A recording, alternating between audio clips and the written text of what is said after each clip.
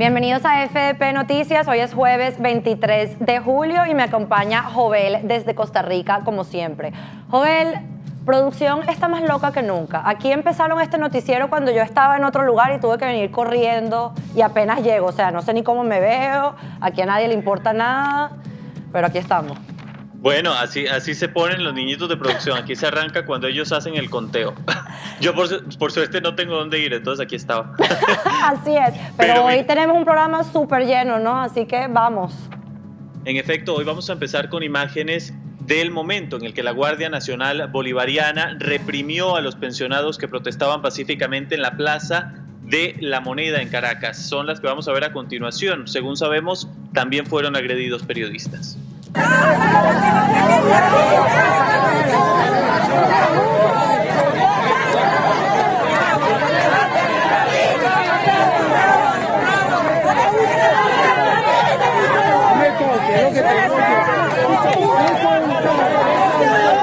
Agentes de la Guardia Nacional agreden a manifestantes quitándole la bandera nacional.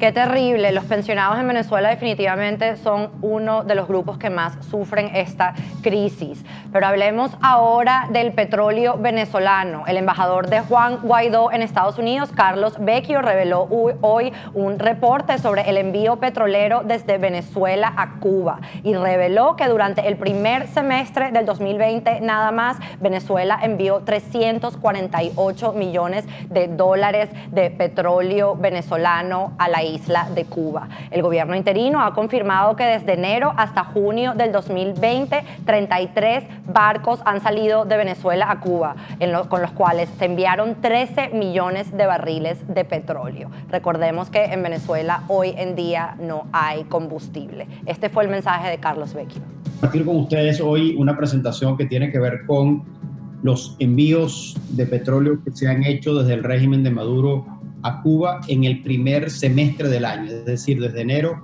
hasta junio del 2020.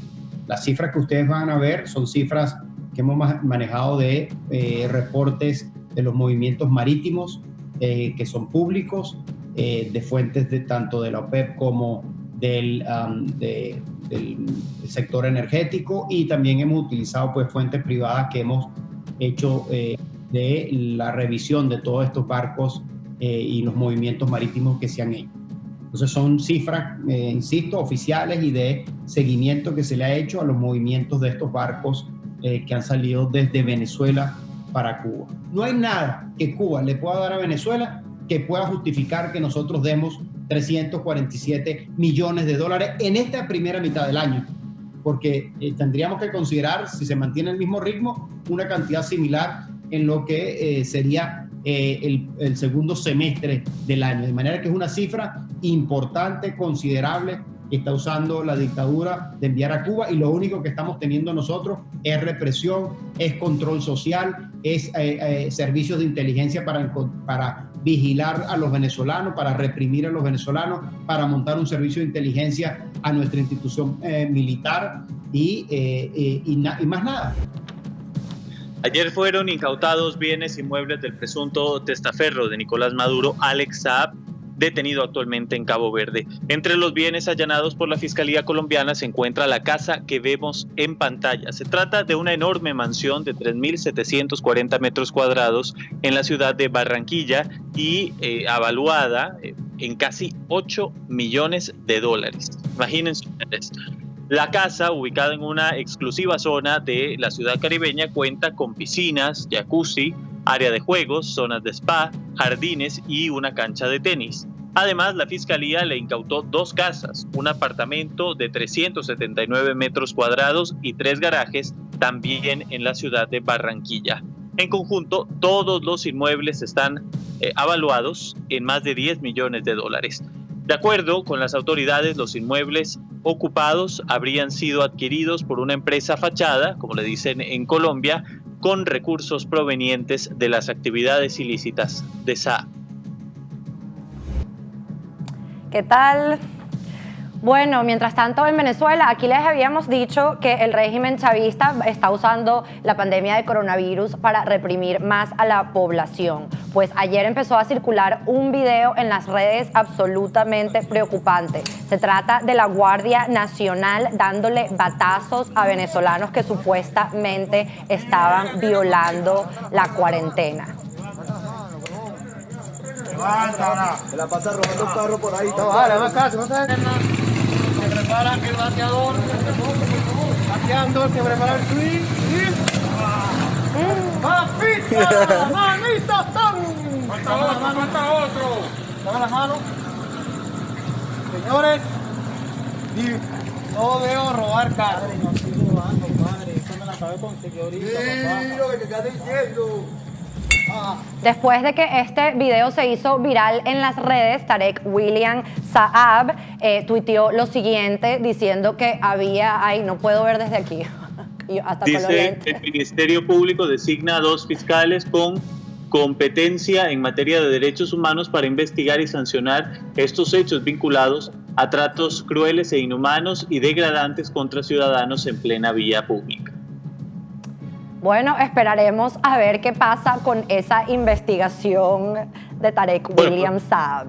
Obviamente no va a pasar nada, pero yo no tenía claro, te tengo que decir, si era, yo pensé que eran colectivos. De hecho, la información es que eran colectivos chavistas, no guardias nacionales, pero no sé exactamente el dato. Ya, no, me equivoqué. Son colectivos, ¿no? Pero bueno, ya claro, es difícil ya diferenciarlos, pero sí, vamos a ser más precisos. Son colectivos porque no estaban uniformados. Sí, ya para este punto de la historia son lo mismo. Pero, Germania, vamos a hablar ahora de Estados Unidos, que impuso hoy sanciones a 2 venezolanos acusados de apoyar al régimen de Nicolás Maduro y también a su hijo, al hijo del dictador, también llamado Nicolás Maduro.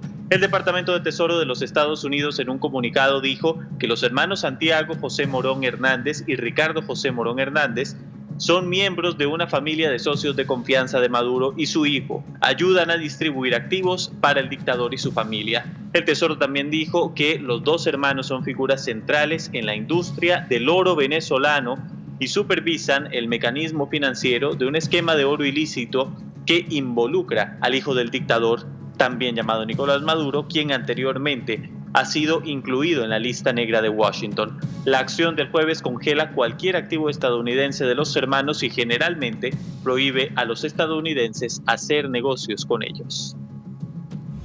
Y el coronavirus sigue regándose entre miembros del régimen chavista. El gobernador chavista del estado Miranda, Héctor Rodríguez, ha dado positivo por el virus. Este fue el mensaje que publicó en Twitter. Saludos, pueblo mío de Miranda. Quiero informarles que me encontraba aislado a la espera de resultados de las pruebas pertinentes luego de saber que personas contagiadas estuvieron en contacto conmigo. Se me acaba de informar que el resultado es positivo. Paso ahora a cumplir el protocolo de cuidados para quienes hemos sido contagiados por la enfermedad. Estoy completamente asintomático y bajo supervisión médica. He sido extremadamente cuidadoso y a pesar de ello he adquirido la enfermedad porque el riesgo de contagio es muy alto. Tomen todas las medidas. Si alguien falla en el cuidado, entonces expone a todos como me pasó a mí.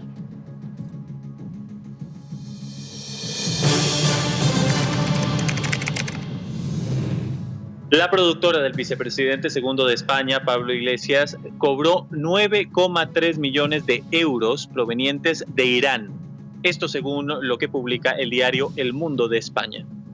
El Servicio Ejecutivo de la Comisión de Blanqueo de Capitales e Infracciones Monetarias determinó la cifra en relación con los ingresos realizados por las empresas sospechosas de blanqueo de capitales en la productora 360 Global Media, de la que percibía ingresos el vicepresidente segundo del gobierno y líder de Unidas Podemos, Pablo Iglesias.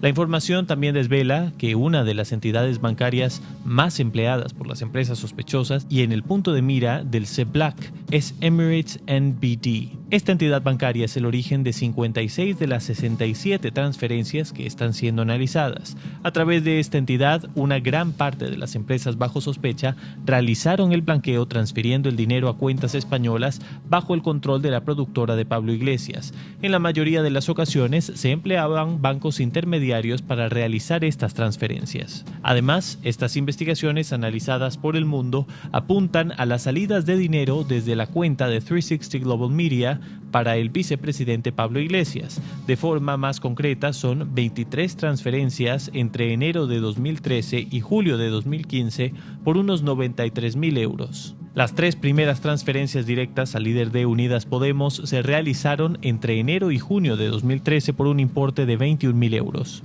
Expertos en la prevención de blanqueo de capitales también detectan ingresos y transferencias a favor de estructuras relacionadas con Podemos, como la Asociación Cultural de Producciones CMI o la Barranca Producciones. El Tribunal Supremo de Bolivia anunció hoy que vuelven a posponer las elecciones debido a la pandemia de COVID-19. La nueva fecha será el 18 de octubre. Respetando la exigencia de la ley que el proceso electoral considere los parámetros científicos y cuente con suficientes medidas de seguridad de salud, el Tribunal Supremo Electoral ha resuelto fijar la fecha de la jornada de votación de la elección general 2020 el domingo 18 de octubre de 2020. Con una eventual segunda vuelta el 29 de noviembre y una posesión de las autoridades en diciembre de este año. Bueno, y como ya sabemos, una de las industrias más afectadas por esta pandemia del COVID-19 es la de la aviación, y ya trabajadores en esta industria afectados por la crisis económica están empezando a alzar sus voces. Decenas de empleados de la aerolínea chileno-brasileña LATAM protestaron este miércoles frente al Aeroparque de Buenos Aires en reclamo de garantizar sus puestos de trabajo, luego de que el gobierno argentino le negara a la compañía la posibilidad de abrir un procedimiento preventivo de crisis. Fernández dijo que la empresa tiene que dar la cara y blanquear qué quiere hacer en Argentina, si tiene un plan de achicamiento o si se quiere ir del país. El martes, el Ministerio de Trabajo rechazó el pedido que permite el despido de empleados pagando el 50% de las indemnizaciones, dado que un decreto del gobierno de Alberto Fernández prohíbe los despidos sin causa mientras dure la pandemia del coronavirus o, en su defecto, rige la doble indemnización. El pedido ante la cartera laboral había sido presentado por la aerolínea el 17 de junio, cuando LATAM anunció en Santiago de Chile el cese de las operaciones por tiempo indeterminado de su filial argentina, tras 15 años en este país y 1.715 empleados.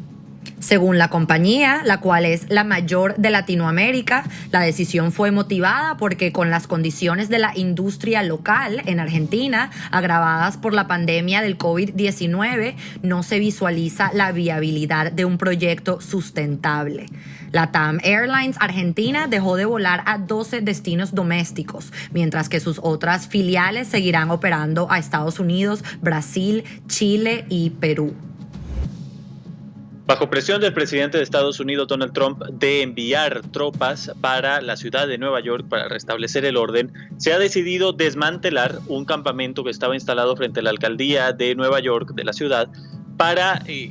Esta manifestación era contra el racismo y la brutalidad policial. Estaba instalada ahí desde junio. La policía, acompañada de abogados y personal de limpieza, llegó al campamento. Creo que tenemos las imágenes, ¿no? Llegó al campamento antes del amanecer para desmontar las carpas y expulsar del lugar a unas 50 personas. No hubo heridos ni enfrentamientos. A la presión de vecinos para poner fin al campamento se sumó la amenaza de Trump de enviar agentes federales a Nueva York, como lo hizo la semana pasada en Portland, Oregon, para proteger los edificios federales y, según dijo, restablecer el orden. Según el gobernador Andrew Cuomo, hay perturbación por el alza de criminalidad en la ciudad y por otras señales de declive en la metrópoli durante la pandemia que ha golpeado particularmente esa ciudad. Los tiroteos están al alza en Nueva York con casi 61% de aumento en lo que va del año y los asesinatos han subido un 23% según los últimos datos de la policía.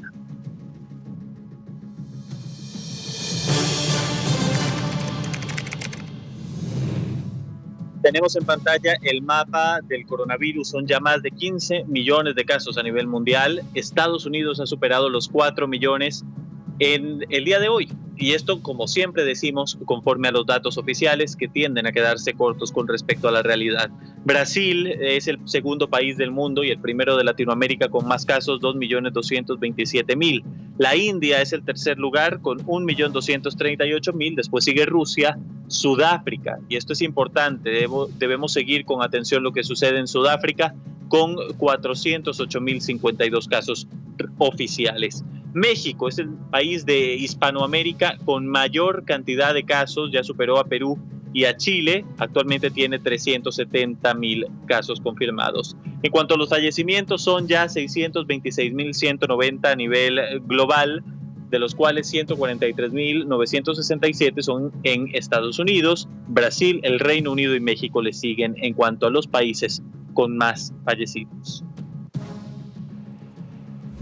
Mientras tanto, el presidente de Brasil, Jair Bolsonaro, volvió a dar positivo por el nuevo coronavirus, según anunció la presidencia este miércoles, 2 semanas después del primer diagnóstico y del inicio de su confinamiento. Bolsonaro continúa con una buena evolución de salud, acompañado por el equipo médico de la presidencia. El test, realizado el martes 21 de julio, presentó resultado positivo, informó el Palacio de Planalto en un comunicado. Han sido suspendidos 2 viajes previstos a los estados brasileños de Bahía y Piauí. Tras presentar fiebre y un malestar leve, Bolsonaro anunció el 7 de julio que contrajo el nuevo coronavirus y desde entonces cumple una agenda remota desde el Palacio de Alvorada, la residencia oficial en Brasilia. El domingo pasado caminó por los jardines del palacio al encuentro de decenas de simpatizantes que lo vitorearon durante unos 50 minutos desde el otro lado de un estanque de agua a una distancia de más de 2 metros. Bolsonaro promueve el uso de hidroxicloroquina, un medicamento que afirma estar tomando combinado con acitromicina, pese a que no existen evidencias científicas sobre su eficacia contra la COVID-19. La criticada gestión de la pandemia por parte de Bolsonaro ha cobrado más de 80.000 vidas y se han contagiado más de 2 millones de personas en el país, siendo el más castigado por la pandemia de Latinoamérica y el segundo de todo el mundo. Y aquí tenemos una actualización sobre esta noticia. Acaba de salir de la agencia de prensa Reuters. Uno de sus fotógrafos capturó al presidente Bolsonaro hoy, jueves, caminando por alrededor del Palacio Presidencial y hablando con unos trabajadores sin usar la máscara. Ahí lo ven en la foto. Eso fue el día de hoy en Brasilia. Bueno, fíjate que hay un dato que quiero aportar, se me olvidó decirlo antes que estaba leyendo el mapa, y es que hoy los contagios en el Reino de España vuelven a repuntar con fuerza, 971 casos en solo 24 horas. Es alarmante lo que está ocurriendo con respecto a los brotes en España, hay que seguirlo con atención. También en Italia van subiendo los casos. Pero bueno, vamos a hablar de una noticia distinta, un tema diferente. China lanzó este jueves con éxito su primera sonda independiente hacia Marte, una misión durante la cual se espera usar un robot para estudiar el suelo del planeta rojo. La sonda fue propulsada por un cohete Larga Marcha 5 que despegó de la base de Wenchang en la isla china de Hainan. La agencia espacial confirmó media hora después el éxito de este lanzamiento. La sonda no llegará sino hasta 2021 al planeta rojo y deberá realizar unos 7 meses de largo trayecto entre la Tierra y Marte. La distancia varía, pero es como mínimo de 55 millones de kilómetros, es decir, unas 1.400 veces darle la vuelta al planeta Tierra. China no ha sido la única en querer enviar una sonda a Marte recientemente. De hecho, los Emiratos Árabes Unidos propulsó la suya, que se llama Esperanza, el lunes de esta semana, y los Estados Unidos lanzarán una llamada Marte 2020 el 30 de julio, o sea, en tan solo unos días. Estamos en una competencia espacial, una carrera espacial. Me recuerda un poco la Guerra Fría. Hablando de la Guerra Fría, es hora de empezar a hablar de las elecciones presidenciales aquí en Estados Unidos en el noticiero. Ya estamos a unos meses nada más, así que creo que una vez a la semana los vamos a estar actualizando sobre cómo va la situación. Así que empecemos a hablar de las encuestas. La primera imagen que vamos a ver corresponde a una encuesta nacional publicada por el Washington Post y ABC News a comienzos de esta semana. Según ven, la intención de voto a nivel nacional es de 55% para el ex vicepresidente Joe Biden y de 40% para el presidente Donald Trump. Por otra parte, tenemos una encuesta realizada en el estado de Texas, tradicionalmente un estado muy republicano. Esa encuesta muestra que el 45% de los votantes registrados votaría por Joe Biden y un 44% por Trump. Hay un empate técnico, algo que es muy extraño en el estado de Texas, que como ya les dije es usualmente muy republicano. Esta encuesta fue realizada por Quinnipiac University. Por último, en el estado de Florida, donde estoy yo y muchos latinos, Joe Biden presenta un aumento exponencial en su intención de voto. Biden tiene un 51% de intención de voto, un 13% más que en la última encuesta. Trump tiene un 38%. Recordemos que el presidente ganó Florida en el 2016 y que el estado de Florida no es solo uno de los estados que tiene más peso en el Electoral College. ¿Cómo se dice Electoral College en español? El colegio electoral. En el colegio electoral, sino que es un swing state, o sea, a veces va republicano, a veces va demócrata, y por eso es que los candidatos le prestan tanta atención a este estado. Hablando de las elecciones, otra noticia que me acaba de llegar de última hora: la convención republicana que iba a ser en el estado de Carolina del Sur y la cancelaron ahí por el COVID-19 y la movieron a Jacksonville, Florida, también ha sido cancelada. Así que los que saben cómo funcionan las elecciones aquí en Estados Unidos, usualmente es una convención para el Partido Demócrata y Republicano donde presentan a su candidato, pero parece que esta pandemia del COVID-19 podría cambiar esa tradición este año. No quiero equivocarme, pero creo que es válido hacer la pregunta. ¿Se podrían suspender las elecciones si la pandemia sigue aumentando su ferocidad? No, eso aquí sería violar la Constitución y nadie está hablando de eso. Aquí lo que estamos pensando que va a pasar es votar por correo. Ahora, el presidente Donald Trump no le gusta la idea de los ciudadanos votando por correo, aunque sí es una manera muy correcta de votar. Aquí se ha hecho por años y años. De hecho, su hija, Ivanka Trump, siempre ha votado por correo. Así que cuando en épocas de pandemia, creo que lo mejor va a ser que la mayoría de los votantes manden su voto por el correo. ¿Has votado por correo? Sí, yo voté por correo en el 2016 desde Madrid y ya mandé mi request para votar por correo este año. Así que si usted es ciudadano americano y no ha mandado su petición para que le manden el ballot, ¿cómo se dice el ballot, Joel? La papeleta. La papeleta, acuérdese que tiene que mandar esa petición y puede votar facilito por correo. Sí, bueno, yo no soy ciudadano americano. Las elecciones del 2016 las viví en Nueva York. Imagínate, vos en Madrid y yo en Nueva York. Ah, ¿verdad que me habías contado? Sí, que eso fue una tragedia para la ciudad entera. Al día siguiente todo el mundo llorando. No, yo desafortunadamente, bueno, no sé, para votar en Estados Unidos tendría que casarme o algo así, pero fíjate que yo no sé qué tan conveniente es la ciudadanía estadounidense, porque dicen que aunque uno no viva en Estados Unidos, tiene que pagar impuestos en Estados Unidos, obligatoriamente. Aquí los impuestos es la religión más importante. Jovel, otra cosa que quería mencionar, porque hablamos de las encuestas, es que tenemos que recordar que en el 2016 todas las encuestas decían que iba a ganar Hillary Clinton. Así que nosotros vamos a compartir estos números aquí, pero siempre tengan esa perspectiva que estas encuestas no siempre dicen lo que va a pasar en realidad. Yo les recomiendo también, porque lo veo todas las noches, Jaime Bailey hace un análisis de todas estas encuestas conforme van saliendo. Todos los días está haciendo, es lo primero que hace en el programa, analizar encuestas, y yo creo que es un análisis que puede aportar bastante. Así es, tenemos que estar pendientes de estas elecciones que ya se vienen pronto. Y bueno, mañana no hay Noti, ya saben, pero el domingo hay No Soy Clark. Y un segmento especial que todavía no sé cuál voy a poner porque tengo bastantes guardados, así que todavía no sé cuál va a ser. Pero nosotros nos vemos el lunes en FDP Noticias. Perfecto, nos vemos.